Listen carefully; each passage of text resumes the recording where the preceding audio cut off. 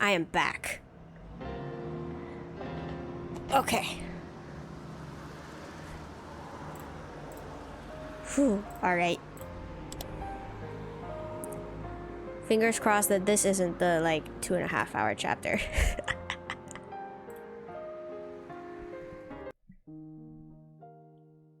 I went home and washed the day's sweat off in the shower. Normally, I could reset everything by taking a shower and forgetting all the bad things. But that didn't happen today. 5-hour chapter time, I guess. I hope not. They said this one would be short.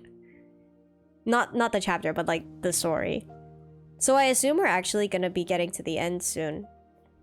Unless short is also referring to Watanagashi's length, because I think that was it 12 episodes? I don't remember. I got out of the shower to find fresh underwear placed neatly in the laundry basket. Normally, I didn't stop to think about it, but today I felt happy at my mother's consideration. At the same time, however, it made me realize how much Satoko must be suffering. At the very moment I was appreciating this gentle kindness, Satoko might be being bruised by her uncle's cruel words. I went up to the second floor and shut myself in my bedroom.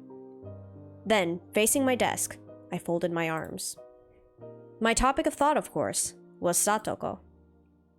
We thought that if we could just get a public agency to intervene in the right way, the problem would be solved. But with what Coach said, I didn't think it'd be so easy. Satoko was obstinate, and she would stubbornly deny the abuse, and try to endure it. And that was an act of atonement, towards Satoshi, who had protected her before and then run away. As long as she thought that way, the situation wouldn't be so simple. But earlier, before Coach, I made a clear declaration. If I thought Satoko was in danger, then I would do what I had to. In the end, that meant I was just going to wait and see, too. Nevertheless, I thought I'd drawn a clearer line than Coach or my friends had. If the time came, I would report it. Over the phone. Given Satoko's personality, she might criticize me if she found out. But I believed it was ultimately the best decision. Wait, Keiichi Maebara. Would that really be all it took for the problem to end? Say that I reported it to the public agency, like the Child Consultation Center. What if they stuck to their wait-and-see attitude like last year again? Last year, they decided to do just that, and the situation improved temporarily. But then the aunt, thinking herself a laughingstock, increased her tormenting in secret. In the end, things became more underhanded than ever before. This year, it was her uncle. I had just seen him for the first time today, but the man seemed much more direct, much more violent than the word underhanded could imply. He wasn't like their aunt. No, not that subtle. He was more direct. He might also assault her with punches and kicks. That could easily be discerned from the bruises and such I saw in Satoko's body. Crap. You're too naive, Keiichi Maebara. However heroic it may seem to report what was happening, if it doesn't save her, then it doesn't mean anything. Reporting things to a public agency was only one option, and leaving everything to them would be dangerous. We would need something more to guarantee Satoko's safety. I scratched madly at my head, thinking, then tilted it back, wanting at least a little bit of calm. The memories of angry arguing with my friends today came to mind. I was embarrassed that I hadn't realized it until Rena said something. She was right. My house is big. Compared to all the houses with the straw-thatched roofs in Hinamizawa, it was really big. We did actually have empty rooms. I've never thought that we were affluent, but also never that we were poor. I just didn't admit it because people would think I was arrogant. But maybe my family really is wealthy. We had a few rooms we could lend to Satoko.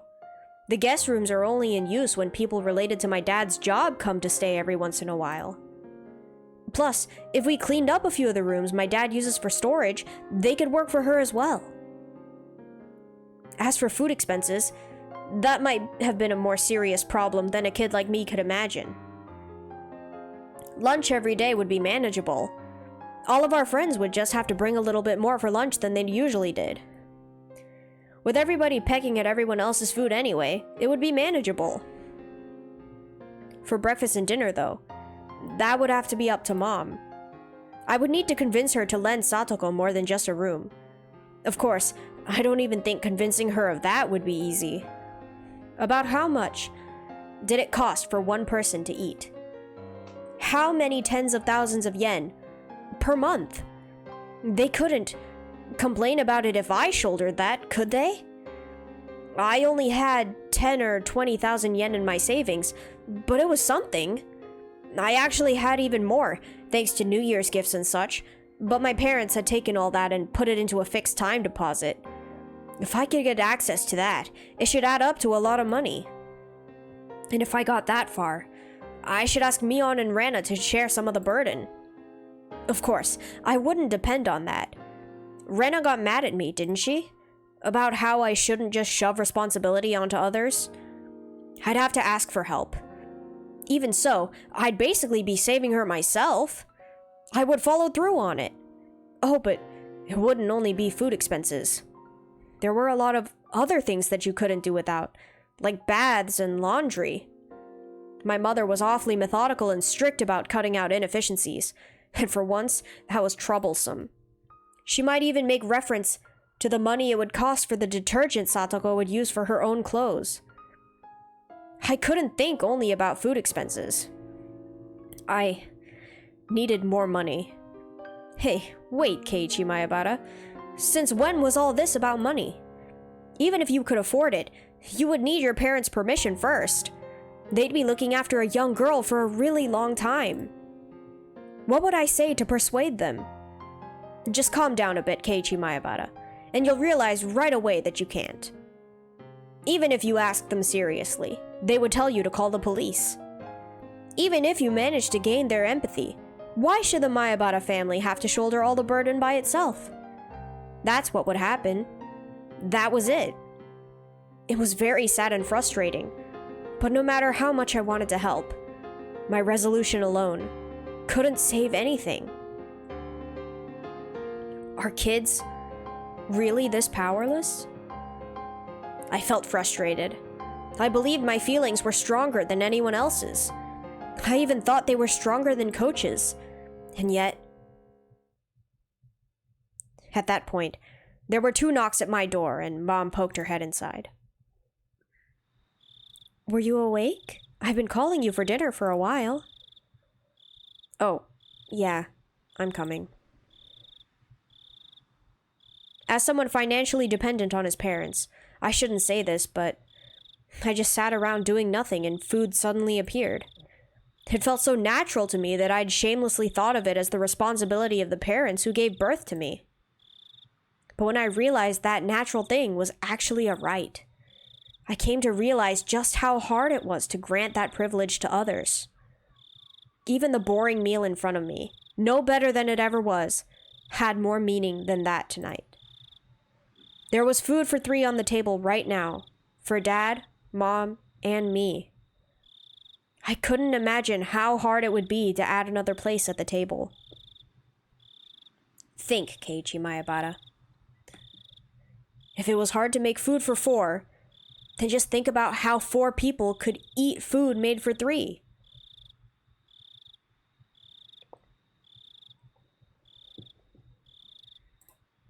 Oh, I changed around the way I thought, and with that, I began to consider an unthinkably bold plan. That's right. I didn't need to get my parents' permission. She should just live here in secret.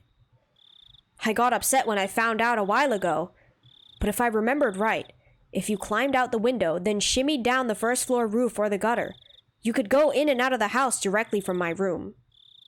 Satoko's physical ability far surpassed my own, so it would be even easier for her.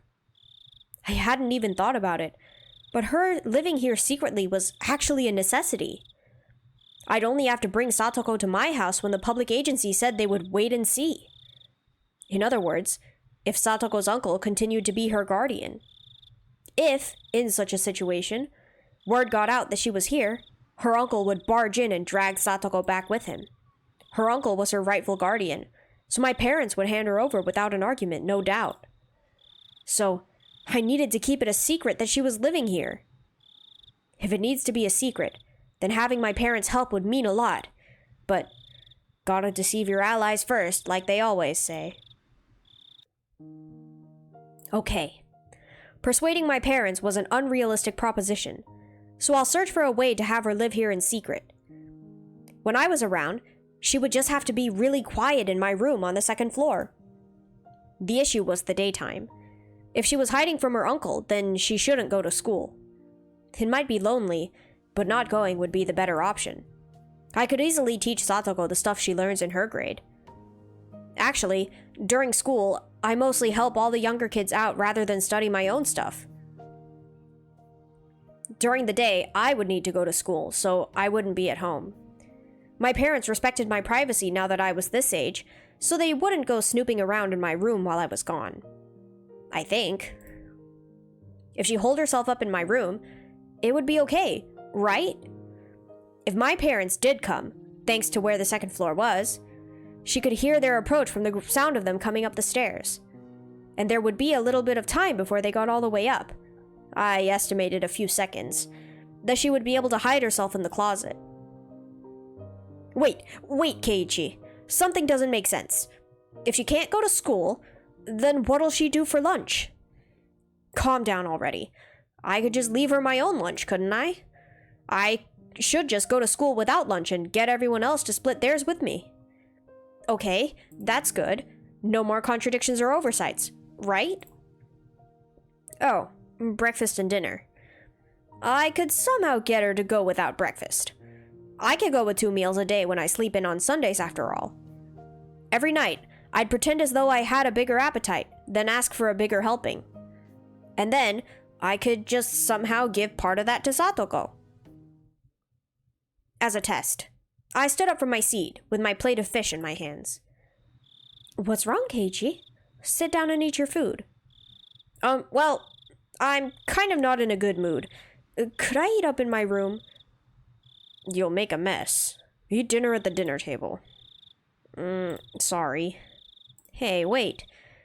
I only tried to take away 1 plate of fish, and they ganged up on me? In reality, it was impossible for me to smuggle food away without my parents knowing about it. But it must have been worth taking the time to think about it. There must be some trick, some method to avoid them realizing. Even if I can't think of one today, I might think of one tomorrow. My appetite was rapidly fading, so I finished early and went back to my room. I went back there and tried to think about it from Satoko's point of view. For example, let's say my parents were coming up the stairs right now. I've got to hide. I opened the closet. Clatter, clatter. It didn't open quietly. Hey, wait. Didn't it always open real smooth and quiet? Why was it suddenly doing this now? Was this house even structurally safe? Was it already showing signs of dilapidation? Or were the hinges just not greased well enough? Could I just apply some lubricating wax? The sound itself may have been soft, but it left me uneasy as to whether my parents would detect it happening when they climbed the stairs. But this was an easy problem. I could do something about it. I just had to fix it up a little bit so that it didn't make noise anymore. For now, I'll close myself in the closet as though I'd successfully hid. I basically always left my futon out on the floor. I couldn't think of any real reason my parents would want to go into my closet.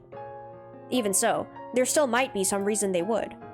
I might need to construct some sort of camouflage so that she wouldn't be noticed even if they did open it. But the more she worried about it, the less time she'd have to actually hide, meaning it would be more likely they'd hear a noise. And then, I suddenly had to go to the bathroom. The bathroom! The need to use the toilet! So obvious, and yet such a fatal flaw. The only bathroom was on the first floor. It would be absolutely impossible for her to use it without my family realizing. kinda crazy that Keiichi's house is so big and they only have one bathroom. I might need to set up a portable toilet. Like a chamber pot, I guess. Satoko would hate it, so she could go in my room. But the stench would be pretty terrible. Anyone sensitive would probably notice the smell without even coming into the room. The bath was okay, though. She could just take a bath when my parents were out. But I couldn't do anything about a toilet. When her stomach started to hurt, if my parents were lazing around downstairs, she'd be in trouble. It was then that I'd noticed that I'd been clawing at my head with both hands. I sat down in the dark closet with my knees against my chest. I buried my face in them and tore at my hair. The more I thought, the more contradictions popped up. The more I thought, the more things failed. And the more I worried, the more I was reminded of how little power I actually had. My back started to hurt from staying in the cramped place for so long. But if I was to shelter Satoko, I would need to force her to feel this pain. To live in such a dark, narrow, suffocating place. Forever. But it would still be better than being abused by her uncle. Or so I wanted to think. It got hard to breathe, so I gave in and crawled out of the closet. I looked at the clock, and to my surprise, it was 3:30 in the morning. It had felt like so little time, but it was so unbelievably long. When I realized that, I was slammed with a terrible urge to sleep as if the time had only just caught up with me. I didn't have enough strength to fight it, and I fell flat onto my futon. Crap. I can't just go to sleep like this. If I waste any time, that'll mean I'm taking the same wait-and-see attitude that Mion and Coach and everyone else did. I needed to keep worrying about how to rescue Satoko for a minute, or even a second longer than everyone else. Isn't there a better way? Isn't there a better way? That one phrase I spoke to myself swirled around and around in a spiral, and steadily took over my entire mind. For my last moment of consciousness, I thought. There were a lot of blind spots in what I'd considered tonight, but I absolutely wasn't wrong for having those ideas. Tomorrow, I would suggest this bold plan to the others. Mion might be able to help somehow, and Reno was really sharp, so she might have a good suggestion. And above all, we needed to rescue Satoko once again, with everyone helping out. I felt pathetic for letting myself fall asleep. I'm sorry, Satoko.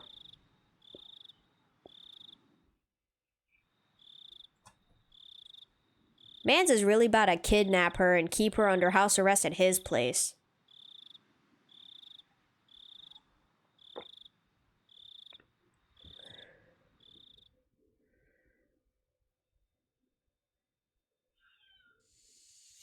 The ceiling blurred into view. It was hot. There was a thin layer of moist sweat on me. The voices of the cicadas permeating my room were somehow grating into my head. What? Today's not Sunday, is it? I remembered today was a weekday and quickly brought myself to consciousness. And then, finally, I leaped out of bed. The clock read a little before 10. I was totally late. When I wandered downstairs, my mom would get mad at me. There was nothing I could do, though.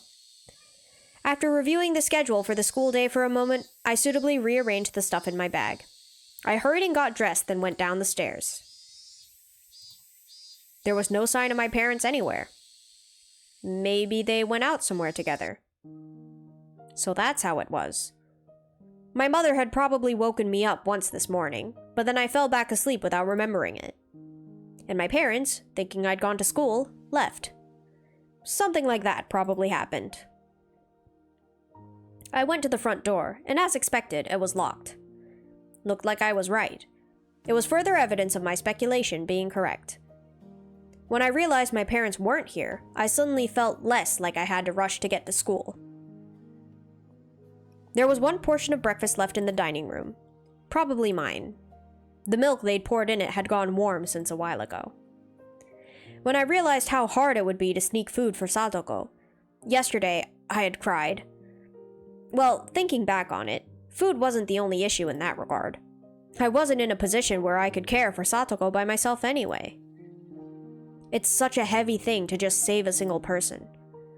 I'd seen this on TV and in comics all the time. Those feel-good words about how you'll save your friends for sure and such.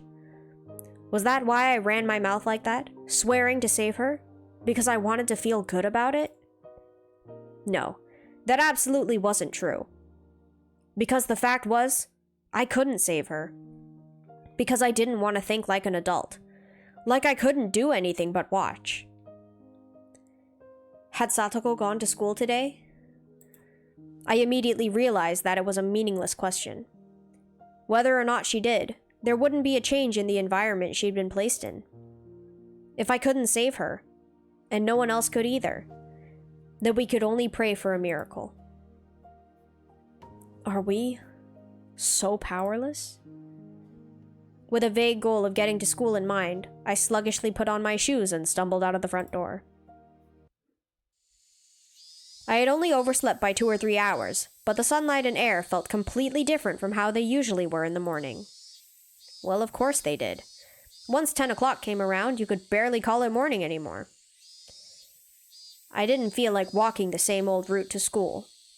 I needed to ultimately end up there, but it was like I didn't want to choose the shortest route, the most proactive one, to get to school. Put in a more positive light, maybe I wanted some time to walk by myself and think. I had to go to school, partly to make sure Satoko was safe, but I hadn't come up with any plans yet. Nothing since last night. So the path I took from my house was in the complete opposite direction. If I went this way, I'd pass Rena's house, and the dam site. It would be quite a detour. I calculated how long of a detour it would end up being, then, satisfied with the answer, I started to walk.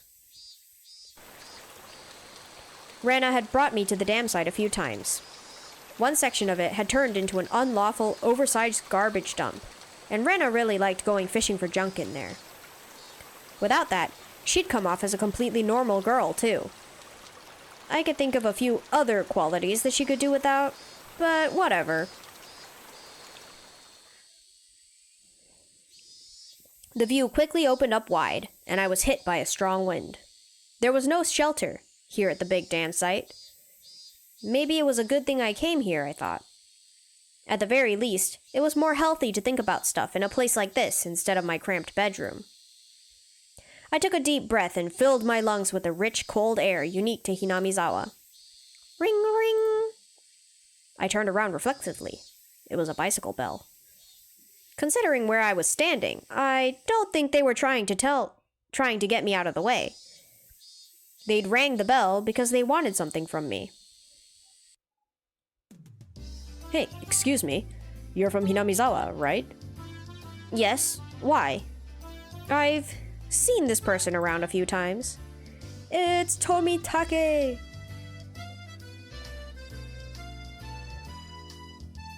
Right. I remembered. His name, I think, was Tomitake, a freelance photographer who lived in Tokyo. He would zealously visit Hinamizawa every season to take pictures. Or so Mion and the others told me, I think. Could you tell me how to get to Furude Shrine from here? I think I left my map at the inn. I don't know where to go. The shrine? From here? I knew where everything was in my head, but explaining how to get there was difficult. I was a little irritated at having been bothered for this, but when I realized it meant my detour actually meant something, that feeling faded quickly. I'll tell you, but it's a little difficult to explain. I could bring you there if you don't mind. Really? I would be in your debt. Thanks a lot. But are you sure? Did you have something to do? Tomitake-san finally appeared to have realized how strange it was for a student like me to be here at this time of day. I smoothly told him not to worry about it, then turned my back and started walking towards the Furude Shrine. Tomitake-san hurried to turn his bike around and came after me. Sorry. Don't worry. All guys have times when they need to split up from the pack and be lone wolves for a while. What a free-minded freelancer. It was easier for me, too, that he was under that impression. I'm Tomitake, a freelance photographer. I specialize in wild birds and landscapes. I'm still pretty unknown, though. It seemed absurd for him to introduce himself when I was just showing him to the shrine, but he gave me his name, so I needed to give mine back. I'm Mayabara. Pleased to meet you, I guess. Mayabara-kun. Pleased to meet you. He seemed like a pretty silly man, but that felt kind of good considering I'd been suffocating with worry over Satoko all night. Along the way, Tomitake-san spoke at length to me about how precious the nature in Hinamizawa was, and how it was a treasure trove of rare wild birds, despite my not having asked. I wasn't interested in what he had to say, but he seemed to be enjoying himself, so I left him to it.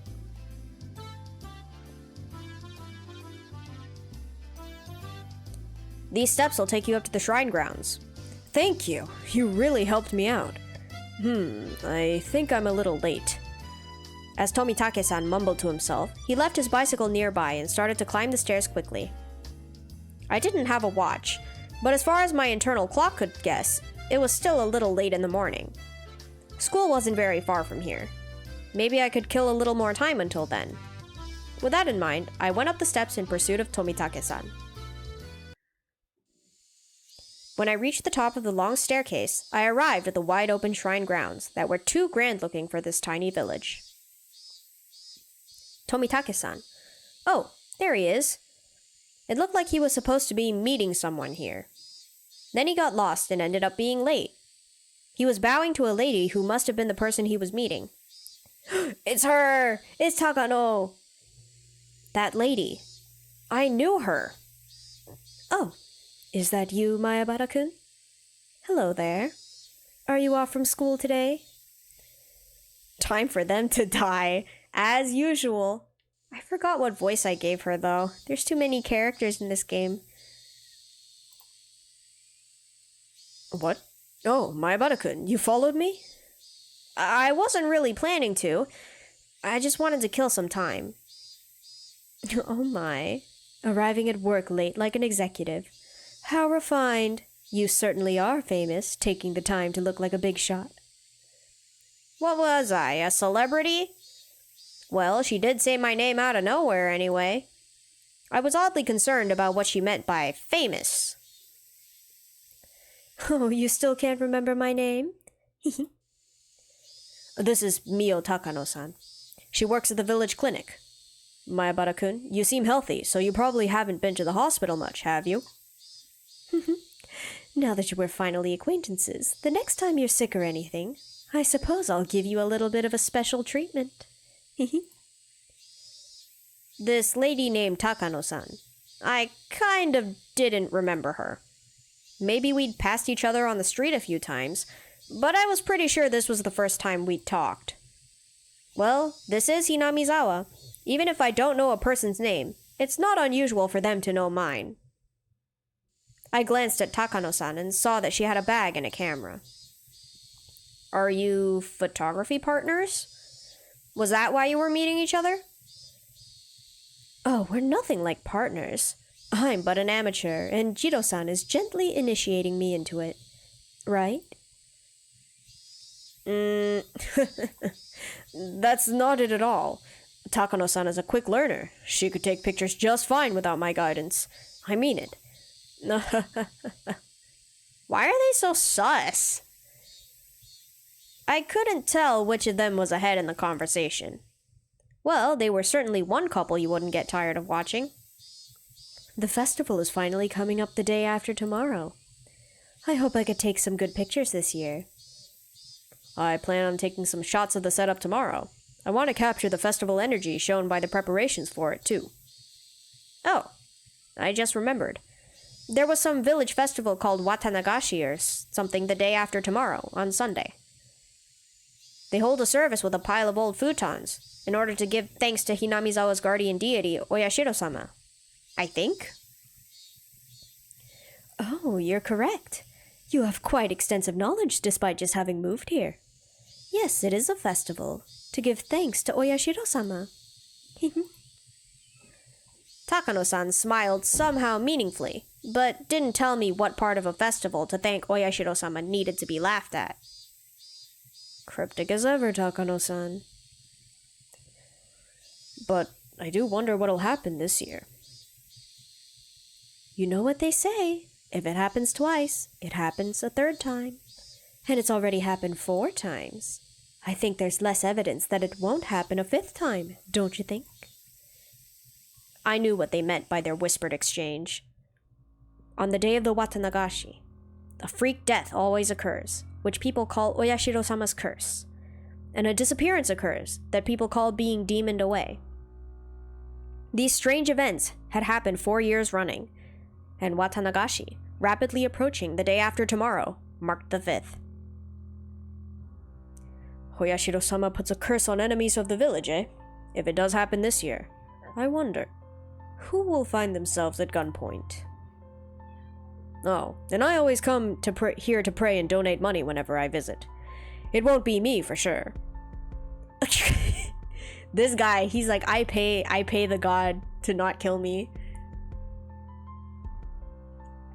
Too bad it didn't work for the past 3 games, bro.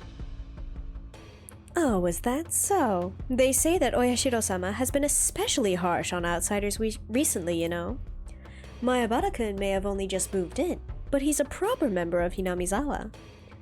But you, Jiro-san, are a stranger who only comes once a year. I wonder, will he let you go this year? That's harsh. Tomitake-san was the only one with a pained grin. But we were all smiling, me included. Maybe he won't die this time. Keiichi seems mildly hellbent. That's true.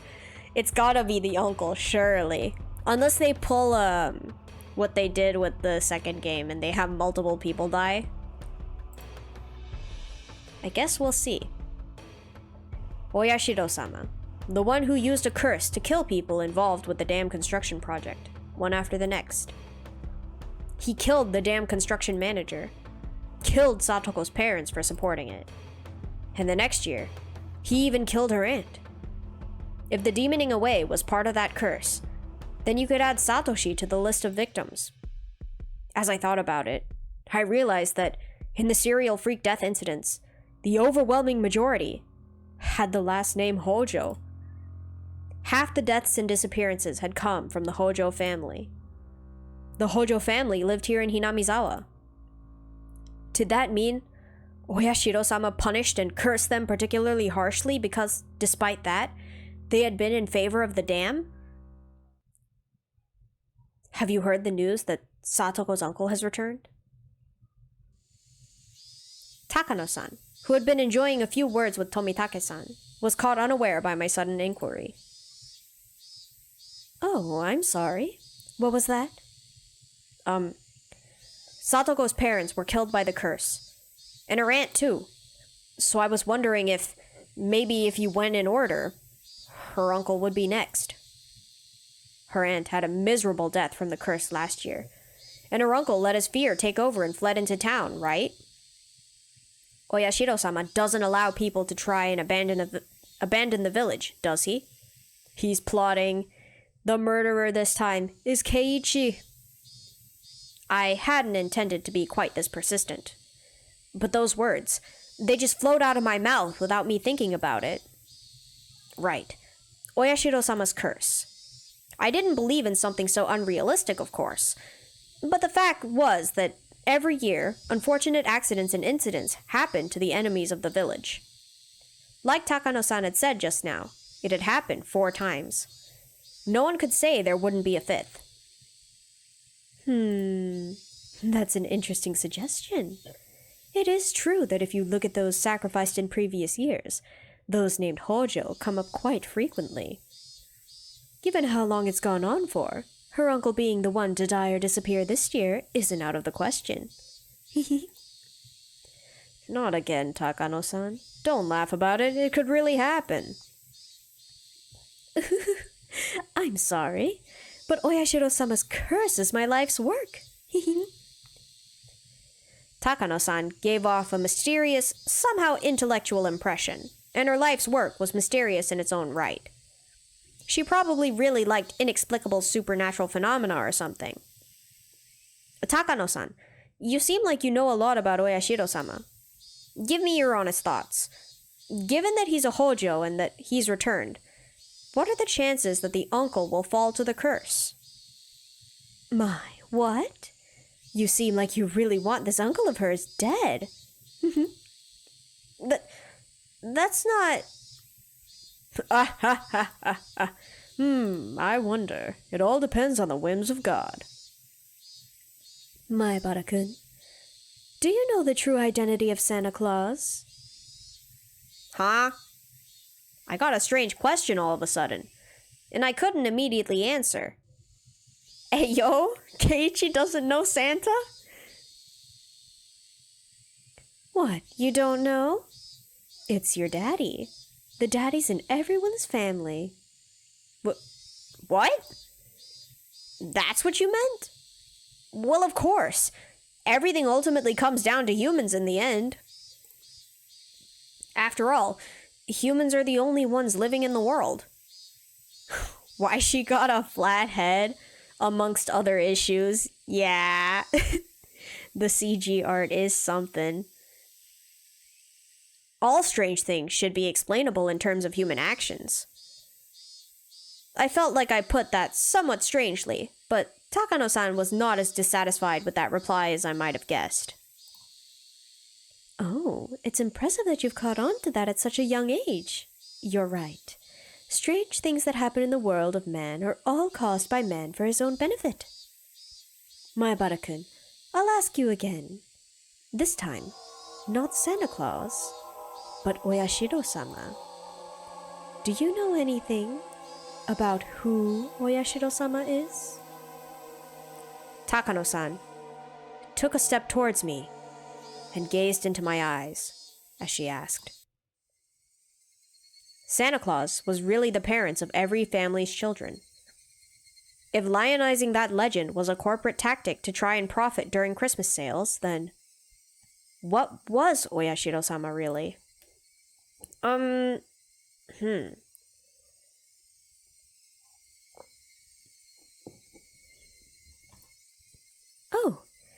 didn't you already say? There are only humans in this world. Everything can be explained by human actions, right?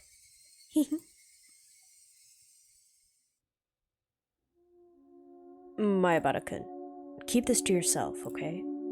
This string of freak death incidents attributed to Oyashiro-sama's curse. Takano-san's view is that they may be premeditated homicides performed by the people of Hinamizawa and based on some kind of ceremony. No, don't misunderstand me. My life's work is to research teachings, thoughts, and cultures from the viewpoint of folklorism. I don't really care at all about who the culprit really is. Just keep that in mind, please. I could tell only that she was saying some crazy stuff.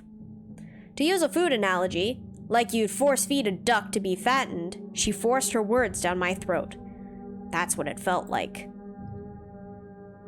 To understand that in the first place, you have to go all the way back to the ancient times, when Hinamizawa was called Onigafuchi, or the Demon's Abyss. The transcendents who lived there believed themselves to carry the blood of demons, and so were only half human. Takano-san, having entered her home field, leaned forward and began to speak of ridiculous matters. Tomitake-san realized she was overawing me and interrupted for me. Takano-san, you can't just chatter on about that stuff to Maebara-kun. Look, he's really confused.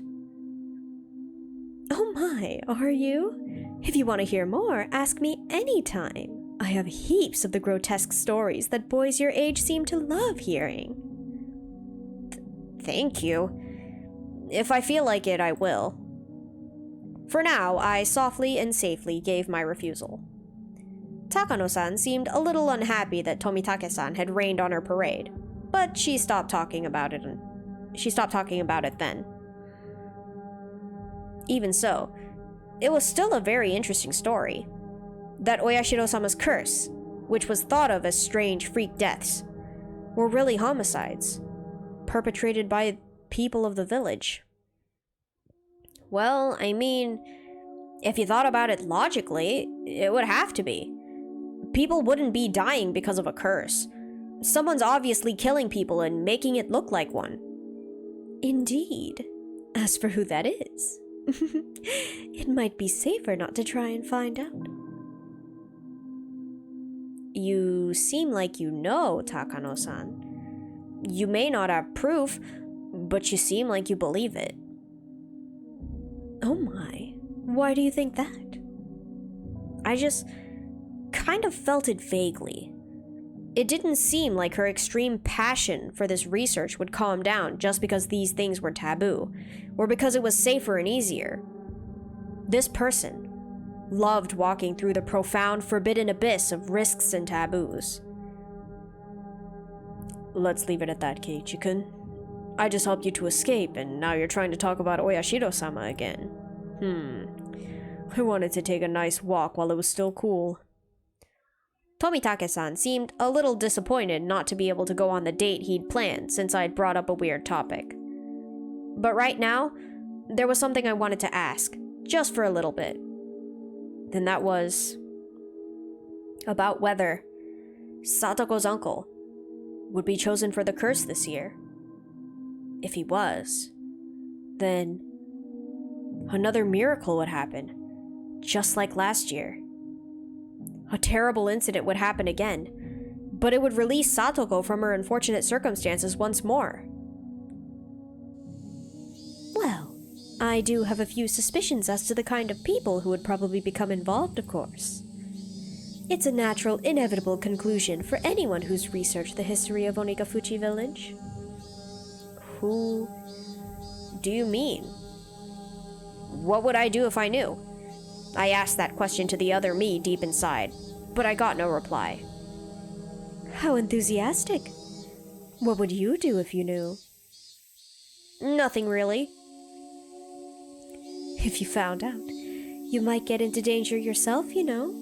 Maybe the 5th year's curse would be you.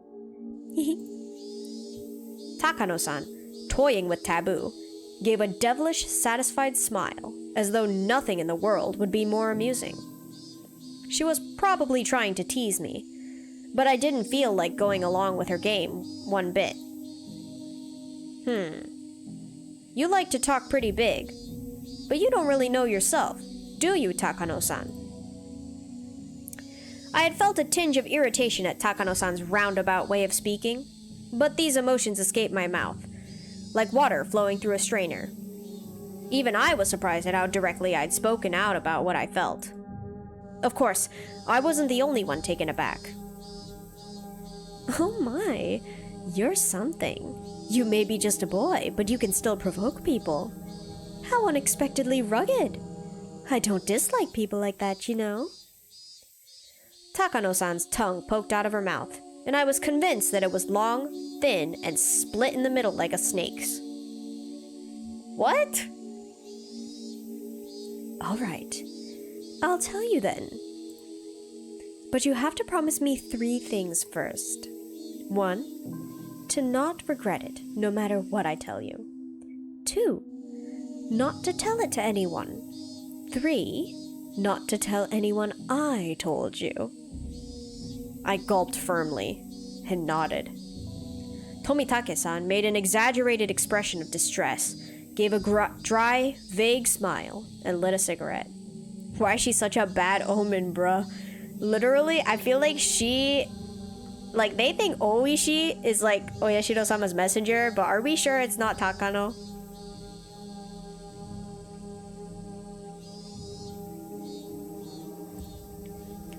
Please tell me, who's putting this curse on people? Who is it? Who's deciding who gets cursed? And after I said that, I finally realized why I wanted to know. So that you could ask them to kill Satoko's uncle, duh.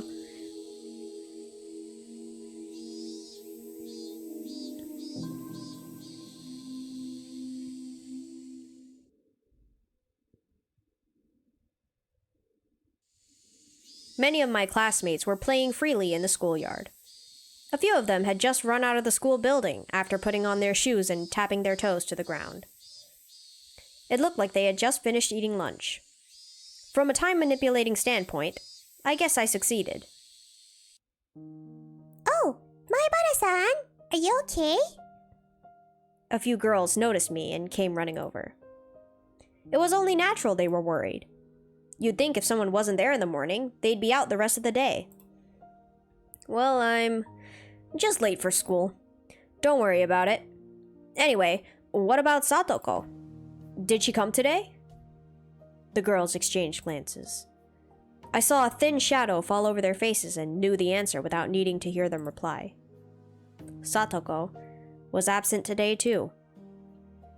When all was said and done, after being out 3 days, she'd only come back for 1. And now she was out again. Who knew if she would come tomorrow? Yeah, but the teacher said she got a phone call from Satoko-chan. She said she had a cold. Chia-sensei said that everyone should make sure to rinse their mouths out really well. Wait a minute, Chia-sensei. That's a little too thick-headed, don't you think? You're a teacher, aren't you? Why can't you be more sensitive and catch on to the fact that your pupil is sending out an SOS? But even if she did, there was nothing we could hope for. The most she could do was a home visitation.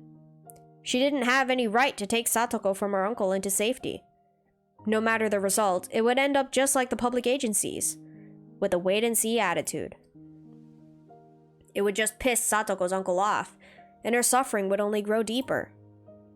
Then wasn't saying she had a cold the best option? She's right. Be careful not to catch a cold, got it? You could go now. There's still plenty of time left in lunch break. The girls excitedly scattered into the schoolyard. Oh, Keiichi-kun! Rena was yelling out the classroom window, waving her hand. A moment later, Mion and Rika-chan poked their heads out too. We were very worried that even you would be absent today. Thank goodness! You don't seem sick.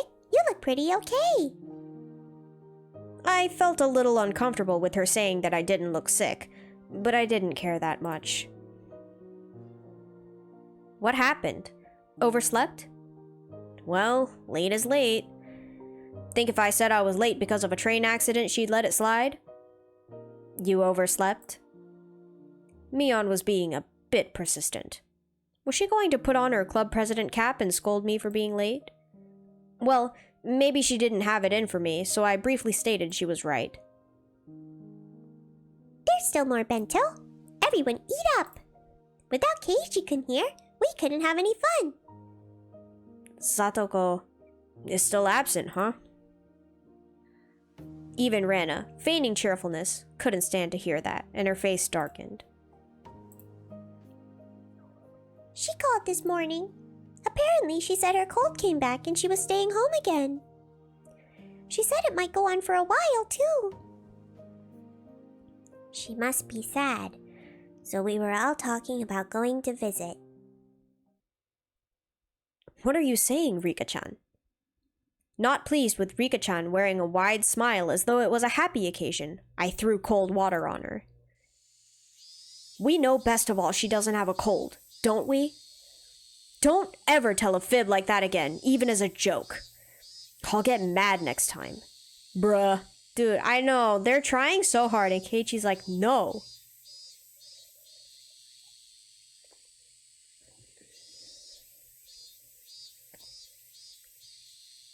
Rika-chan furrowed her brow, looked down, and mumbled an apology. It's not just you, Keiichi-kun. It's hard for everyone. I know I'm not the only one worrying. But none of us can do anything either, can we? That's true, but... I got the feeling I would cause another fight if this exchange went on. So I apologized first. Sorry. I'm sorry, so forget about what I just said. It's hard for everyone, right? It must be. It was at least clear, however, that I was the only one who had worried so much about rescuing her. At the very least, everyone else probably got the normal amount of sleep last night. Probably had good dreams, too. They definitely hadn't stayed up all night thinking so desperately. I know it might not be what you want to hear right after you get to school, but you were late today, Keiichi. Did it have anything to do with Satoko being absent? Huh? Mion, what are you talking about? Sometimes you act kind of foolhardy, Keiichi. When both you and her were absent this morning, we seriously thought you might have kidnapped her and taken her somewhere. Or hidden her somewhere. Easy for you to say. If I could have, I'd have done that last night. None of them had really thought about how difficult that clear-as-day solution was. I was up thinking all night, thinking until the night was brightening. And then I concluded that I couldn't do anything of the sort. Don't be dumb.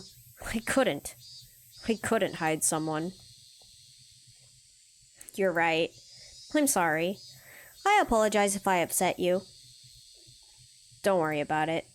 Anyway, let's eat some food. I'm starving. I took my bento box out of my bag.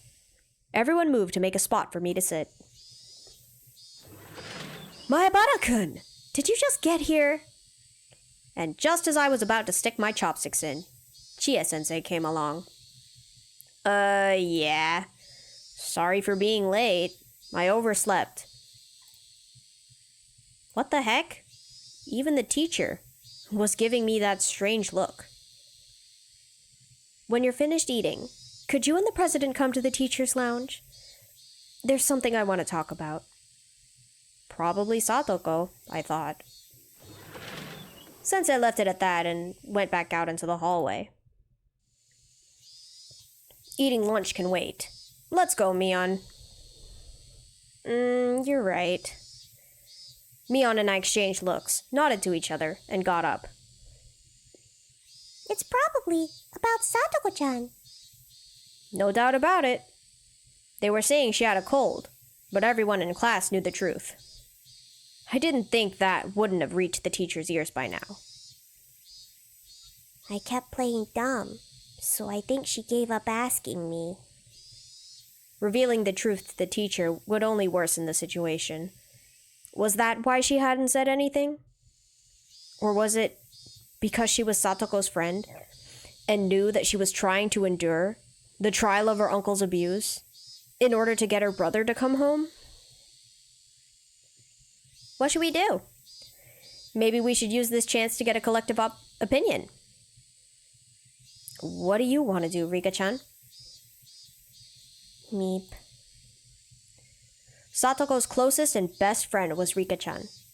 However much I pretended to be her Nini, it didn't come close to the amount of time they'd spent together.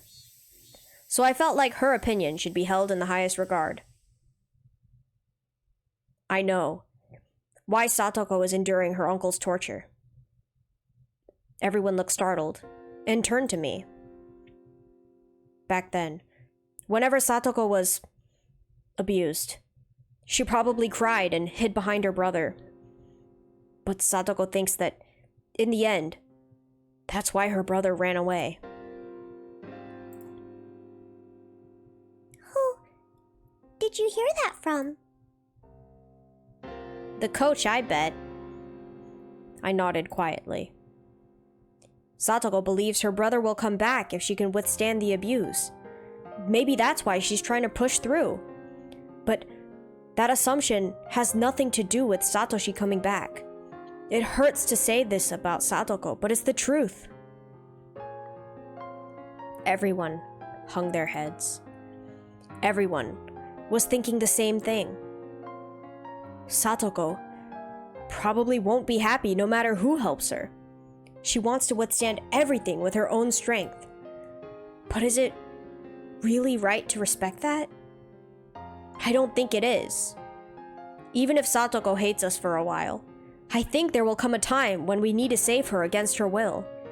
And I think that time might be now. I told them all about what I saw and how I felt when I went to Satoko's house yesterday. Keiichi-kun, so you think we should tell someone? Of course, only after we're sure that reporting it to a public agency will guarantee her safety. Without being sure of that, it could just get more dangerous for her instead. It's a difficult problem. You think we could get a definite promise out of the teacher? I have no confidence, but we have to try. Meanwhile, Rika-chan had her hand raised for a while, as if asking for an opportunity to speak. Welcome back, Kimono. Business done? Congrats! Hopefully it went well. I will leave it to Keiichi. What? Oh, what? Is that okay, Rika-chan? Keiichi is thinking about Satoko more than anybody else here. If Keiichi thinks that we need to tell someone, then I have no complaints. Thanks. Mion, Rana, are you okay with that? Mion seemed to hesitate, not knowing if she should agree. But when she saw Rana's firm nod, she made up her mind and did the same. Okay, let's go, Mion. Right.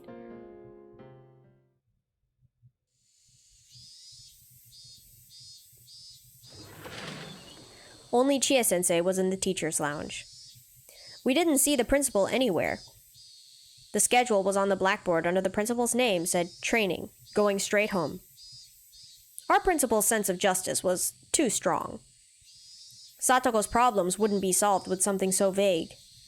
Maybe it was a stroke of good luck that he wasn't here. When the teacher saw Mion and I come in, she closed up her curry bento, saving the rest for later. Sit over there, please.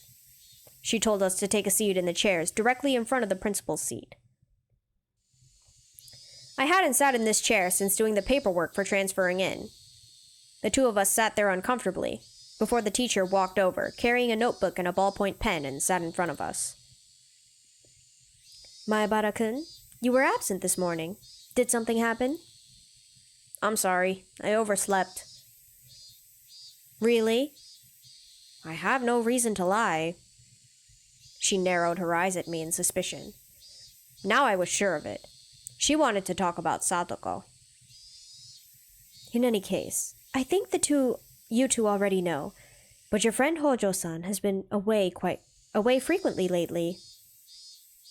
Neither Mion nor I had anything to say in response, but the teacher proceeded, not minding. Would you happen to know anything? There are some people in class spreading bad rumors. Mion looked down and remained silent, as though she were being lectured. She sent me a quick glance. Everyone had made up their minds. They'd be leaving things to me. Mion-kun? Or you, Maebara-kun? I won't get mad or anything, okay? If you know something, I just want you to tell me. Sensei? Can we ask you a question first? She must not have anticipated that response. She looked surprised. I don't know what rumors are going around about Satoko in class, but if those rumors happen to be true, what would you do, Sensei? Well, what would I do? If it's true, then I can't leave it alone. Can't leave what alone exactly? What would you do? Sensei's eyebrows shot up. Maybe I said it like I was trying to pick a fight. Maebara-kun, I'm being serious here. So am I. I'm also being completely serious right now. Please answer me. If it were true, what wouldn't you leave alone? Sensei took a few breaths, then began to speak slowly. First, I'd have to visit Hojo-san's house to confirm the situation. Her uncle might get mad and drive you away, though. Well, okay. Let's say you did meet with Satoko and her uncle. Then what? Then I'd ask whether it was true. Once I got the facts, I'd go from there. Please stop talking so vaguely. What exactly would you do? Even despite my tone being so provocative, Chie-sensei bit back her emotions and listened calmly. I thought then that she was a good teacher. Chie-sensei really did have her students' best interests at heart. Mans is interrogating, oh my gosh, he is, yeah. And to think that the teacher wanted to talk to him, no, it's the other way around. But she didn't have the power or the authority to save Satoko. If she let her sense of justice run away with her, the situation could get more complex. Sensei folded her arms, and for a few moments, she closed her eyes as though mentally concentrating. And when they opened again, there was a strictness in her eyes I'd never seen before. There's a law called the Child Welfare Law. It clearly states that abuse against children will not be allowed no matter who it is. So it would seem. Then what? I'd contact the Okinomiya Child Consultation Center. You said just now that I would be turned away, didn't you? Child welfare officers can bring the police with them if the situation demands. They will not submit to intimidation. How many days would it take after you contact the social worker and submit the paperwork for her to be saved? It would be the same day. Their job is to guarantee the immediate safety of children. I know that. That's if they decide there's an urgent need. And if they didn't, then they'd do the same as you. They'd go from there. They'd just wait and see, right? They'd just watch. It would make Satoko's uncle's mood sour, and Satoko would be stuck with him there. Ted-chan, that's going a little too far. I'm not lying, am I? Last year, or the year before, whatever. That's exactly what happened when the child welfare people came, isn't it? And what happened then? You and Sensei would know about it a lot better than I would. I had said too much. I didn't need Mion to tell me that. I was talking crazy and itching for a fight. I was supposed to be telling her about the situation only after I was sure we could save Satoko, but I basically told her everything right from the start. Chie-sensei looked at the clock, stood up, and picked up the phone at the principal's seat. Hello? Put me through to extension 3455, please. Is this okay, Kei-chan? Is this really okay? It was too late. The die had been cast. Now we could only pray. Okay, but was that curry there on the desk before? I don't think it was. Or maybe I'm blind. But it's right there. And it's distracting me. Oh, thank you for answering my call. I'm Chie, a licensed teacher at the Hinamizawa Branch School. Would Director Watanabe happen to be in the guidance office? I feel like this is gonna end poorly. Oh, absolutely. They're not gonna let this slide.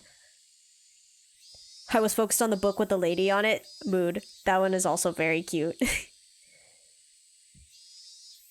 Yes, that's right. Something urgent came up, so I'd like to contact the principal as soon as I can. Yes, thank you. Please tell him immediately. Yes, thank you. The teacher put down the phone and tilted her head back and took a breath like I always did. I'll ask the two of you again. Are the rumors going around class really true? Yes. Yesterday, I went to Satoko's house, and I saw for myself just how bad it really is. Oh, she was covering the... yeah, that explains it. You can leave the rest to me. I'll definitely do something for Satoko-chan. Something? Please stop saying such ambiguous things. Not something. We have to save her. If they end up deciding to wait and see again, how do you plan on taking responsibility? While I was yelling, the phone rang. Chie-sensei snatched the receiver up first. Hello? Oh, I apologize for interrupting your training. Yes? Actually, it's about the issue with Satoko Hojo-chan. Hojo-san. Yes. Sensei waved us away, telling us we could leave now. Mion went to leave, but I held my ground. I had a responsibility to make sure she stopped saying such vague, ambiguous things. If it didn't look like she was going to say anything substantial, then I'd tell them the truth, even if I had to steal the phone from her. Yes. No, I haven't contacted them yet. Yes. I haven't confirmed it, but it seems pretty bad from what the children are saying. It's not just pretty bad. Do something about it. Right now. If you're going to report it, then I don't care who you tell. But I swear if they end up just waiting and watching, I will never forgive you. The first and last time Keiichi decides to be a girl boss. He's trying so hard for that one time, though. Gotta make it worth it. I yelled angrily at Sensei and the principal on the other end. I wanted to somehow, some way, convey to them just how dangerous her situation was right now. I understand that. I will tell them as much. Mion-kun, please take Mayabara-kun back to the classroom. Yes, ma'am. Let's go, Kei-chan. We should leave this to the teachers now. You better. Promise.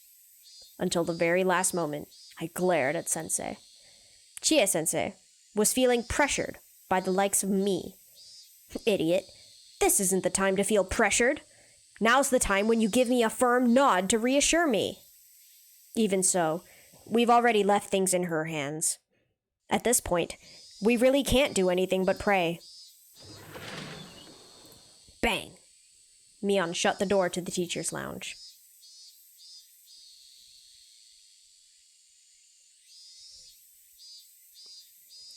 Sensei cares more about curry than Satoko. F.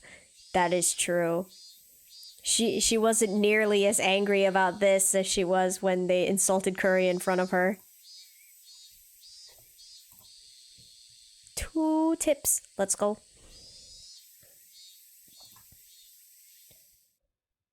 Article. Article 2. Definition of child abuse. The term child abuse means the following acts committed by a custodian. Meaning a person who exercises parental authority, a guardian of a minor or other person who is currently engaged in the custody of a child. Hereinafter, the same shall apply. Against a child, meaning a person who is under 18 years of age. Hereinafter, the same shall apply. 1. Assault the child in a manner that will cause or is likely to cause external injury on the body of a child. 2. Engage in indecency against the child or cause the child to engage in indecency.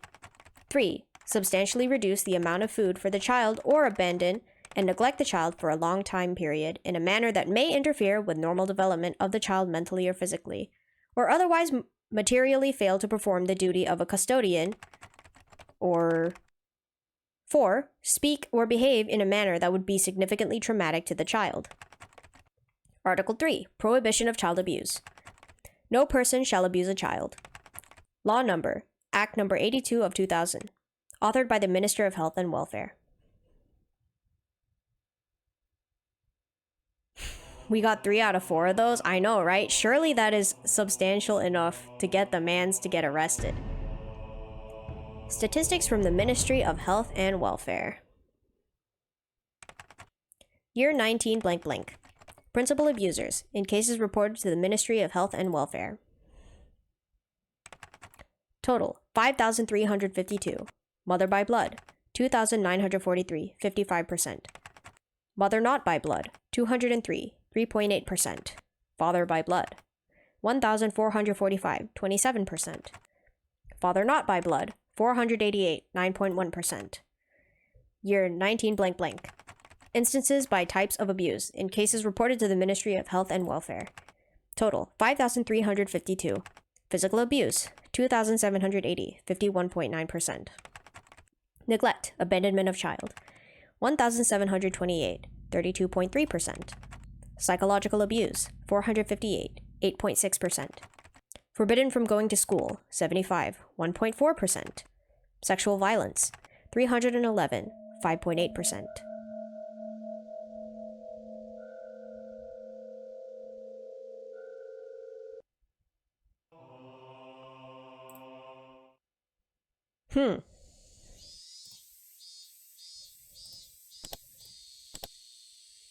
Well then, what a chapter. I know, that one was like short, but it's definitely the build-up for the next chapter, which I bet will be pretty long. But I think that is all for today. My voice has now completely gone away from me. But that is okay, because I enjoyed this. Keiichi better kill. If he doesn't, I'm gonna be so disappointed because he had all this build up, you know? He was so ready to throw hands when he was at Satoko's house. I'm gonna be surprised if someone else gets to it before he does. But yes, I will end stream here. Thank you guys so much for coming. I'll try to stream one more time before I leave on my trips. I don't know when that will be though, so hope I'll send a heads up on Twitter and Discord and stuff. Until then, bye bye!